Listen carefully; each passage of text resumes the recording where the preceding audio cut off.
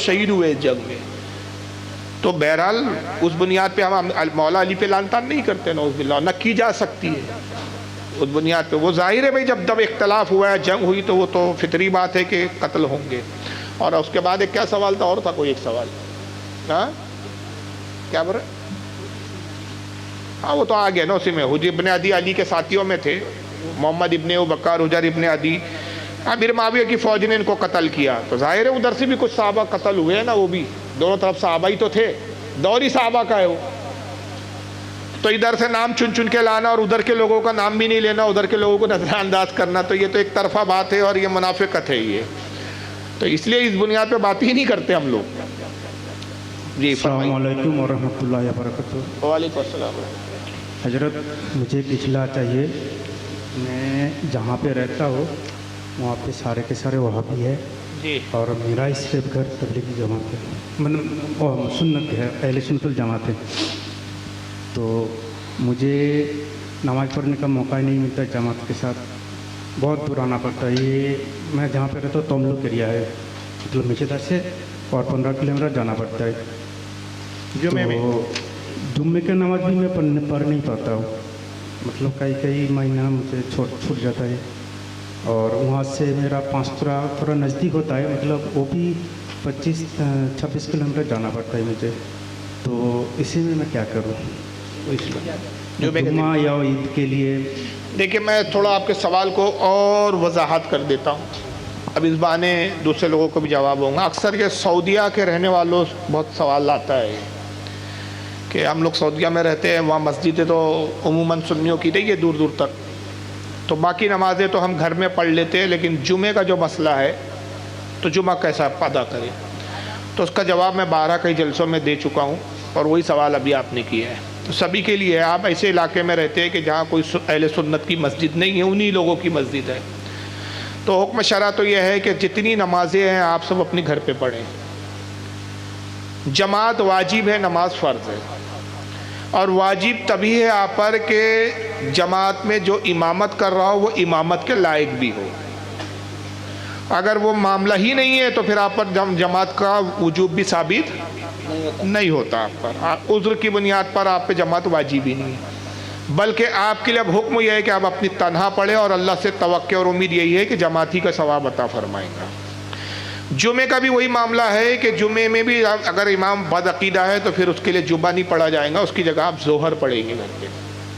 और अगर मुमकिन है, इतनी दूर मस्जिद है कि आप जा सकते हैं, मसलन कुछ किलोमीटर है, गाड़ी वगैरह से सफ़र करके जा सकते हैं, तो हफ्ते में एक दिन इतना सफ़र करना मुमकिन है, तो बेहतर है कि आप उस सुन्नी मस्जिद में जाएं। और अगर बहुत दूर है, जाना आना दुश्वार है आपके लिए, तो फिर ज़ोहर आप अपने घर पे पढ़ें। तो चाहे जुमा हो, ईद की नमाज हो, बाकी नमाज हो, कोई भी नमाज किसी भी बदअकीदे के पीछे नहीं होती है।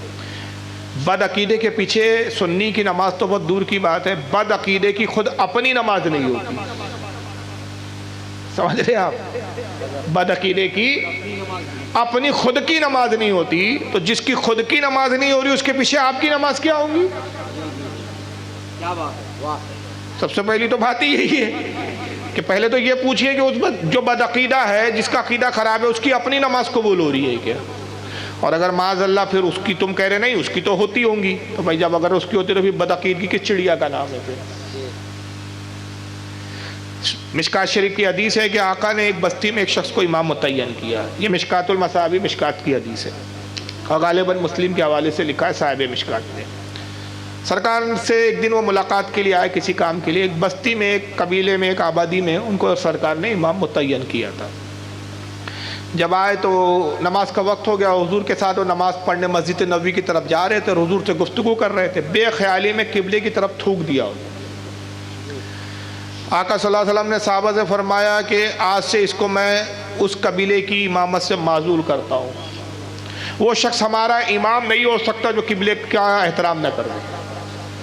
अब जो किबले का एहतराम ना करे वो हमारा इमाम नहीं हो सकता, जो रसूल का एहतराम ना करे वो हमारा इमाम कैसे हो सकता है? किबला बड़ा है कि रसूल बड़ा है? अरे रसूल तो इतने बड़े, हाजियो आओ शहीशा का रोज़ा देखो, काबा तो देख चुके, काबे का काबा देखो।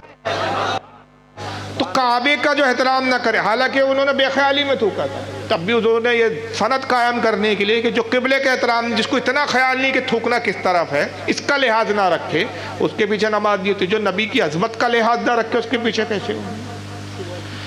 ترمذی شریف کی حدیث ہے، یہ سب حدیثوں میں ہے۔ میں معذرت سے عرض کروں گا، آج میں ان سے حضرت سے بات کر رہا تھا کہ ہماری عوام گمراہ اس لیے ہو رہی ہے کہ ہمارے اسٹیجوں پہ ہنسی مذاق ٹھٹے بازی زیادہ ہونا شروع ہو گئی ہے، حوالوں سے باتیں کرنا بند کر دیا ہمارے مقرروں نے۔ ہمارے یہاں ایسے خطیب پیدا ہو گئے، میں بآہنگ دوحل کہہ رہا ہوں، اگرچہ آپ اگلی بار مجھے نہ بلائے مجھے فرق نہیں پڑتا، میری روزی روٹی صرف اس پہ نہیں ہے۔ ہمارے یہاں خطیب ایسے ہو گئے ہیں کہ پوچھ رہے ہیں، سوال کرنے والا کہتا ہے حضرت میلاد النبی میں جھنڈا کیوں لگاتے ہو؟ تو جھنڈا لگانے کی حدیث نہیں ہے اس مولوی کے پاس، وہ کہتا ہے جھنڈا کتاب میں نہیں باس میں ہوتا ہے۔ ہم ہنس رہے ہیں، خوش ہو رہے ہیں، واہ واہ واہ واہ کیا دلیل دیا۔ قوم مذاق اڑا رہی ہے، ہماری پڑھا لکھا بزن ہو رہا ہے یہ کہ بریلی کے مولوی ہو گئے یار۔ اعلیٰ حضرت علم سے پہچانے جاتے، جہالت سے نہیں پہچانے جاتے، ٹھٹے بازی سے نہیں پہچانے جاتے۔ اعلیٰ حضرت کوہ ہمالیہ کا نام ہے، حضرت کے ہی کسی بزرگ نے، ابھی نام ذہن میں نہیں، حضرت رہنمائی کریں گے، حضرت ہی کے خانوادے کے بزرگ نے کہا تھا قصر مینار رضا تو بہت بلند کافی ہے، تم اس کے پہلے زینے پہ چڑھ کر دکھلا دو، فتاوی رضویہ تو کرامت ہے، ہدایت بخشش پڑھ کے بتلا دو۔ اعلیٰ حضرت علم سے پہچانے گئے ہیں۔ کوثر نیازی بات آ رہی ہے، حالانکہ اعلیٰ حضرت کی مونی ہے، لیکن میں اعلیٰ حضرت پہ نہ بولوں تو میرا کھانا ہضم نہیں ہوتا یار۔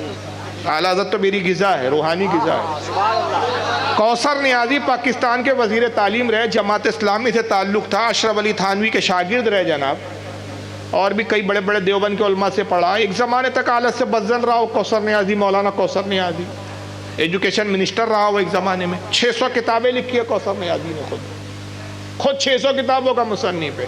سیرت النبی پہ کئی جلدوں میں کتابیں لکھی اس نے۔ وہ کہتا ہے کہ مولانا احمد رضا سے میں مطمئن نہیں تھا، مگر یہ ہوا کہ ایک بار ایک سیمینار کی دعوت دی گئی اور مجھ سے کہا گیا کہ مولانا احمد رضا پر آپ بھی مقالہ پڑھیے کچھ، تو میں نے پھر مولانا احمد رضا کی کتابیں پڑھنا شروع کی۔ تو اس نے پھر اعلیٰ حضرت کی تعریف میں کتاب لکھی، میرے پاس موجود ہے، اور اس کی آڈیو ریکارڈنگ بھی نیٹ پہ ڈلی ہے جو مقالوں کی۔ اس کتاب کا نام ہے امام احمد رضا۔ اس کتاب میں ابتدا کہاں سے کرتا ہے کوثر نیازی پتہ ہے؟ کوثر نیازی کہتے ہیں کہ میرے اپنی ذاتی لائبریری میں 8000 کتابیں، میری اپنی لائبریری میں جو میری ذاتی ہے وہ کتنی کتابیں ہیں؟ 8000 کتابیں ہیں، اور ہر کتاب ایک بار نہیں کئی بار میرے مطالعے سے گزری ہے۔ میں دنیا کے کئی ملکوں میں نے سفر کیے، دنیا کے جس خطے اور جس ملک میں گیا میں نے وہاں کی سب سے پہلی لائبریریوں کو کھنگالا۔ زندگی میں نے اتنی روٹیاں نہیں کھائی جتنی میں نے کتابیں پڑھی ہے، اور یہ ساری کتابوں کے مطالعے کے بعد 600 کتابیں میں نے خود لکھی، یہ سب چیزوں کے بعد میں اپنے آپ میں یہ تصور کرتا تھا کہ میں علم کا ایک سمندر بن گیا ہوں، میں ایک علم کا سمندر ہوں۔ مگر اس درمیان میں مولانا احمد رضا کی کتاب میری نظر سے نہیں گزری تھی، لیکن جب مولانا احمد رضا فاضل بریلوی کی کتاب میں نے پڑھنا شروع کیا تو مجھے احساس ہوا کہ حقیقت میں علم کا سمندر تو اعلیٰ حضرت کی ذات ہے، میں تو اب تک سمندر کے کنارے سیپیاں چن رہا تھا، سمندر میں تو اترا بھی نہیں ہوں ابھی۔ اور کہتا ہے مولانا احمد رضا کی ہر کتاب کے ایک صفحے پہ اگر شرح کی جائے تو ایک کتاب بن سکتی ہے، ہر صفحے پر ایک کتاب بن سکتی ہے۔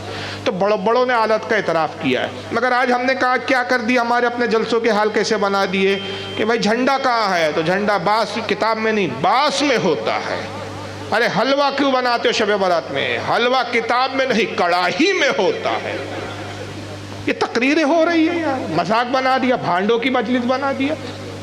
جس علی کی ہم بات کر رہے ہیں، امام غزالی نے حیاء العلوم میں لکھا، حیات القلوب کے اندر حضرت کیا نام ہے ان کا حضرت ابو طالب مکی، بہت بڑے صوفی بزرگ گزرے، انہوں نے اپنی کتاب حیات القلوب میں لکھا، یہ فرماتے کہ مولا علی جب خلیفہ بن کے تشریف لائے کوفہ میں تو 100 ممبر تھے، 100 ایسی جگہ تھی جہاں سے خطاب ہوتا تھا، تقریریں ہوتی تھی۔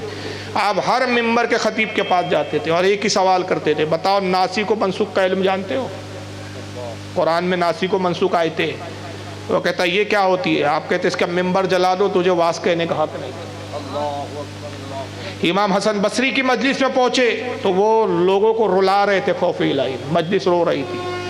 آپ نے کچھ دیر واز سنا اور پھر امام حسن بصری سے ملاقات کی اور کہا کہ کیا ناسخ و منسوخ کا علم ہے؟ کہا حضور اہل علم سے دریافت کر کے جانتا ہوں۔